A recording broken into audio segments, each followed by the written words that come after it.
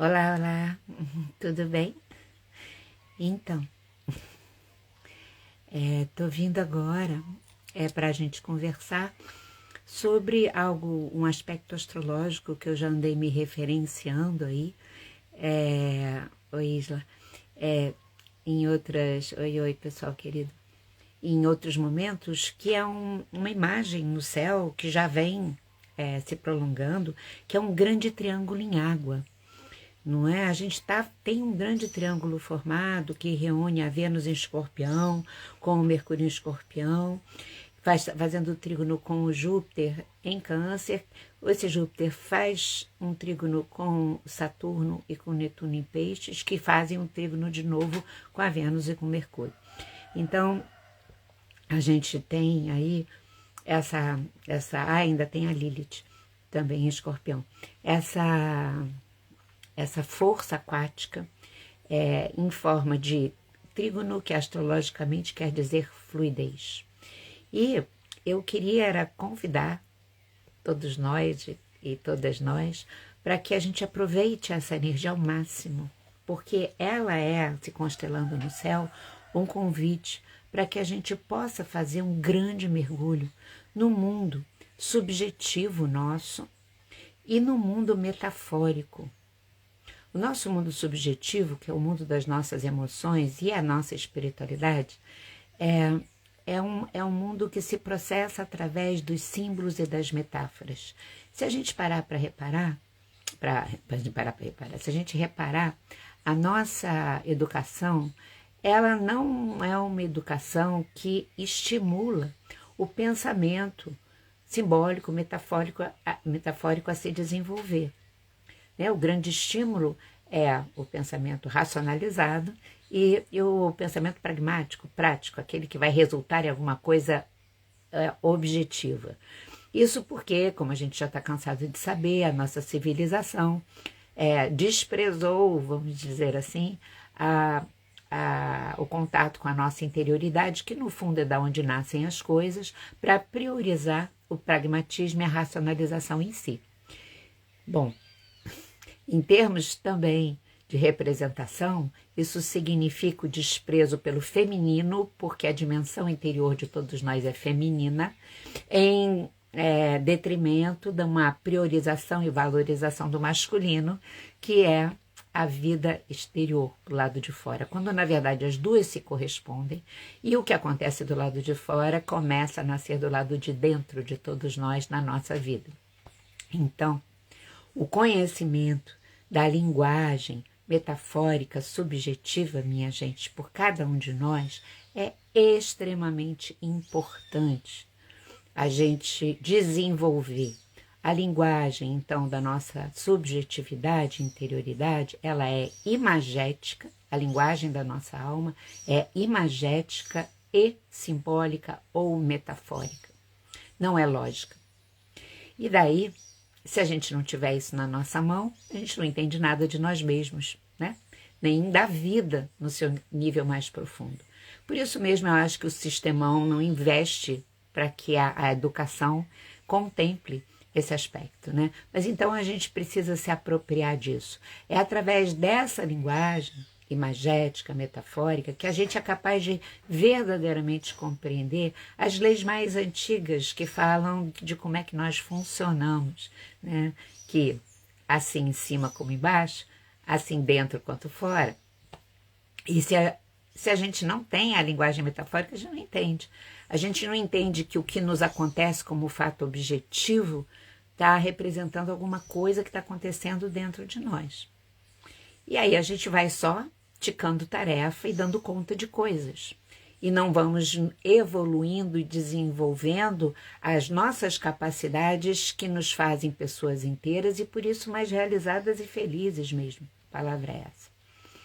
Então, né, o desenvolvimento dessa linguagem metafórica é exatamente por conta de eu conseguir aí, como consequência, perceber que, de repente, sei lá, aquela situação difícil que eu vivi, do medo, ou que me colocou um medo, ou vou dar até o outro exemplo, lidei com uma pessoa profundamente autoritária, que partiu para cima de mim, sabe, me desrespeitando, isso é a metáfora do quanto eu preciso aprender a me respeitar e a não ter medo, sabe? Porque eu devo ter dentro de mim uma voz autoritária que diz que eu tenho que me submeter, que eu não sou boa ou bom o suficiente e que eu não tenho confiança na minha própria potência de me afirmar.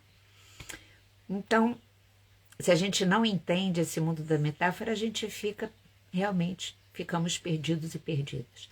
A astrologia é uma linguagem completamente simbólica e metafórica, assim como a psicologia, assim como todos os conhecimentos, as filosofias mais profundas e espirituais, né, que se utilizam de histórias né, como referência para passar ensinamentos, todo esse mundo se processa através da linguagem imagética e metafórica.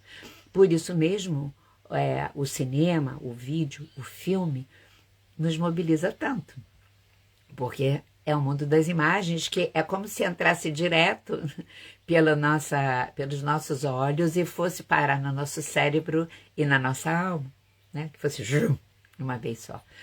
Por causa disso, e por conta dessa configuração astrológica, desse grande e importante triângulo em água, eu vim conversar para que a gente surfe nessas águas, e aproveite não só para fazer, independentemente, os nossos próprios mergulhos e exercícios de compreensão das metáforas da vida, nossa, mas porque a gente tem 2 eventos, olha só, nessa semana mesmo, que trazem esse assunto de uma forma muito linda.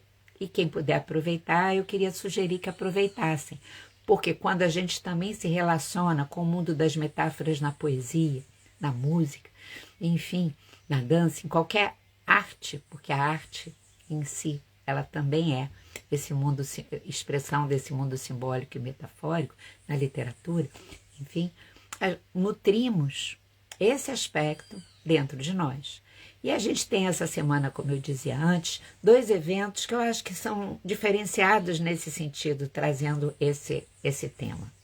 O primeiro é que começa no MIS, lá em São Paulo, no Museu da Imagem e do Som, uma exposição linda, maravilhosa, sobre o Jung, sobre a vida e a obra do Jung. É uma exposição vivencial, você vai lá para você ter uma experiência de Jung. E ela é extremamente rica e interessante. Nessa exposição tem também até uma grande referência a Anísio da Silveira, né, que trouxe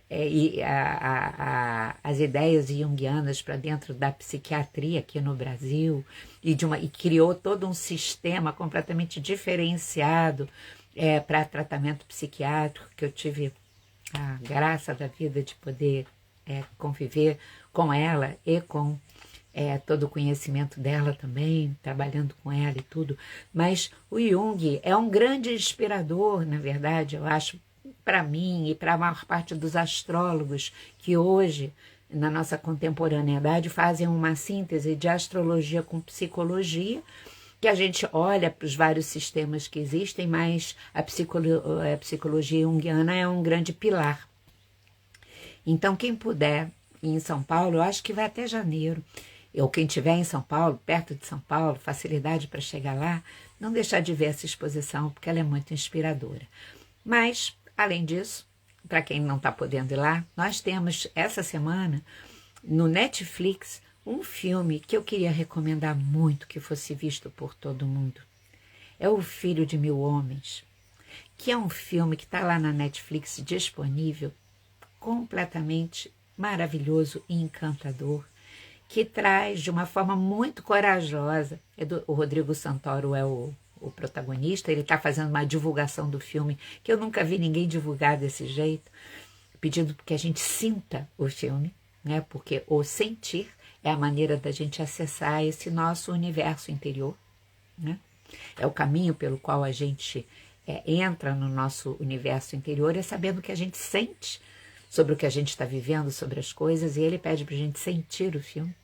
E é um filme que faz uma trama completamente surpreendente, linda, poética, em termos de imagens inesperadas, de luz misteriosa, de uma história que faz uma síntese entre realidade e a parte onírica, que traz as dores da nossa humanidade e como a gente sai dessas dores de uma forma completamente criativa, tocante e inspiradora, porque está falando muito, muito desse nosso mundo interno. Tanto que praticamente o filme todo se dá na beira do mar, metáfora dessa nossa interioridade, né? É regida, nosso aspecto interior mais profundo é regido por Netuno, o senhor dos mares e dos oceanos. Na astrologia a gente bem sabe e participa desse grande triângulo em água que está constelado no céu.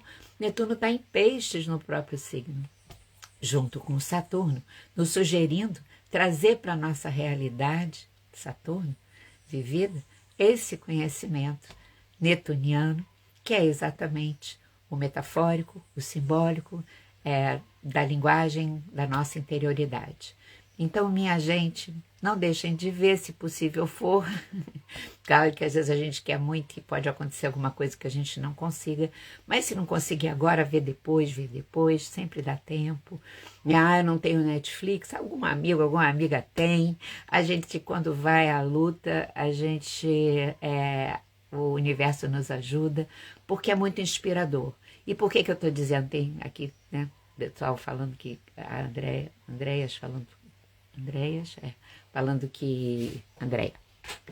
Silva, que viu e que é simplesmente maravilhoso, e é mesmo. E por que eu estou trazendo essas duas recomendações? Porque ao assistirmos o filme, a ver a exposição, a gente entrar em contato com esse universo, nós fortalecemos, é como se a gente desse vitaminas para a nossa própria alma. A gente fica mais forte, além de poder perceber coisas em nós que despertam a partir daí, o próprio nosso lado criativo fica mais intenso, mas como um todo, como pessoas, a gente fortalece a nossa alma.